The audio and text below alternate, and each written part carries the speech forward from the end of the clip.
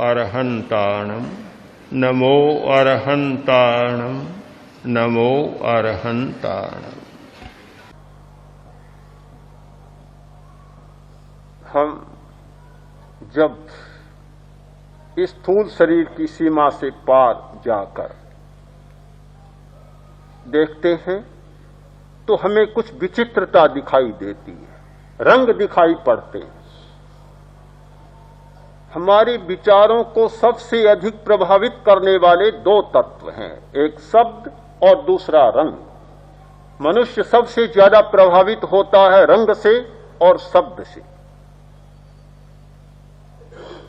श्रोत्र और चक्षु, आंख बहुत प्रभावित करती है मनुष्य को और कान बहुत प्रभावित करता है। रंग बहुत प्रभावित करते हैं। हमारे आसपास रंगों का एक वलय बना हुआ है, हमारे भीतर वलय बना हुआ है। बहुत दूर जाने की जरूरत नहीं, प्रयोग करें, आंखों को बंद करें,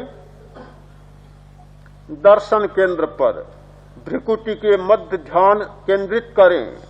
थोड़ी देर में रंगों के बिंदु आपके सामने गुजरने लग जाएंगे। थोड़ा सा आंख को मूंद कर दबाएं, प्रकाश के बिंदु और रंगीन बिंदु आपके आसपास चक्कर लगाने लग जाएंगे। सर्वेंद्रिय संयम मुद्रा करें, सब इंद्रियों का संयम करें। कान बंद, अंगूठे डालें, कान बंद। दोनों आंखों पर 2 अंगुलियां करें, आंखें बंद। 2 नाक पर 2 अंगुलियां, नाक बंद। 4 अंगुलियां होठों पर करें। सर्वेंद्रिय संयम मुद्रा करें और देखें रंगीन बिंदु आपकी आंखों के सामने गुजरते दिखाई देंगे। आंखें बंद हैं किंतु आपको रंग दिखना शुरू हो जाएगा। ये रंग के बिंदु हमारे भीतर है। तेजस शरीर रंग का शरीर है। प्रकाश और रंग कोई 2 तत्व नहीं है। प्रकाश का 49वां प्रकंपन ही रंग होता है। एक फ्रीक्वेंसी में प्रकाश रंग बनता है। प्रकाश और रंग कोई 2 मूल तत्व नहीं है।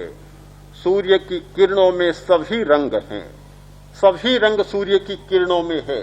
जहां प्रकाश है, जहां तेजस है, वहां रंग है। प्रकाश और रंग दोनों साथ साथ होते हैं। हमारा तेजस शरीर प्रकाश का शरीर है और वहां सारे के सारे रंग विद्यमान है। रंग हमारे सामने आते रहते हैं।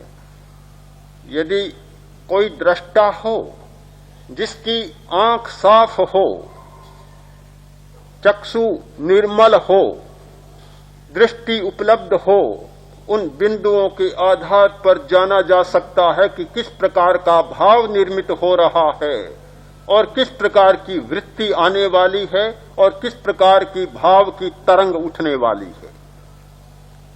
इन बिंदु के रंगों के आधार पर जाना जा सकता है कि हमारे आसपास में किस प्रकार के परमाणु अधिक मात्रा में आंदोलित हो रहे हैं और चक्कर लगा रहे हैं। समूचा स्वरोदय का सिद्धांत इन बिंदुओं के आधार पर चलता है।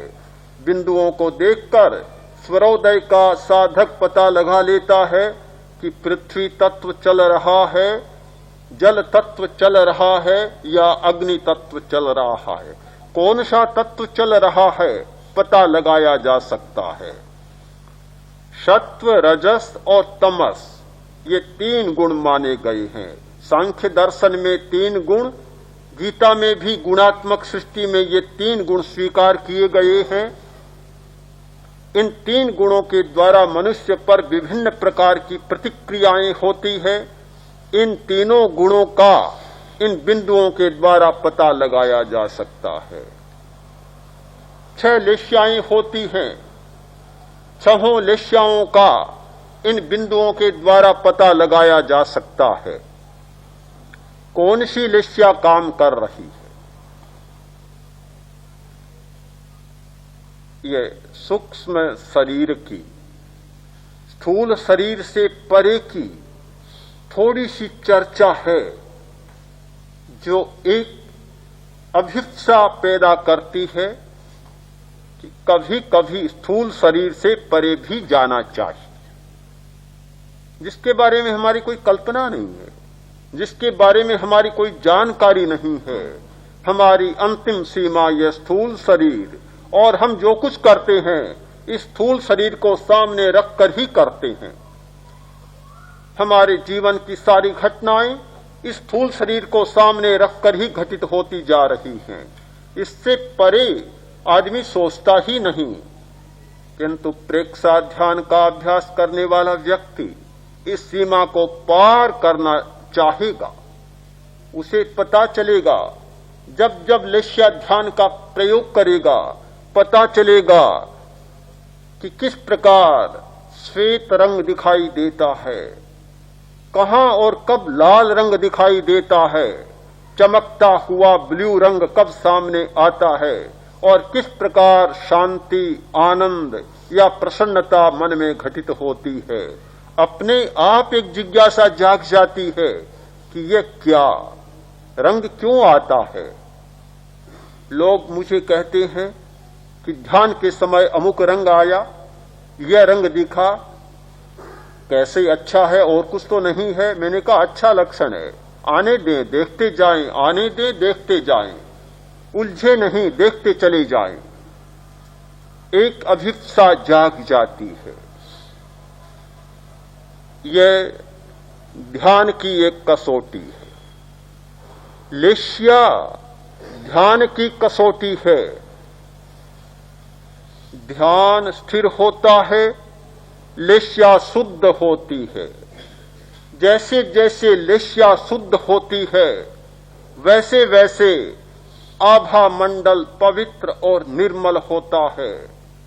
जैसे जैसे आभा मंडल निर्मल और पवित्र होता है वैसे वैसे व्यक्ति का चरित्र शुद्ध होता चला जाता है और चरित्र बदलता चला जाता है। हमारे चरित्र परिवर्तन का मूल आधार है लेश्या का परिवर्तन। चरित्र परिवर्तन का मूल आधार है आभा मंडल का परिवर्तन।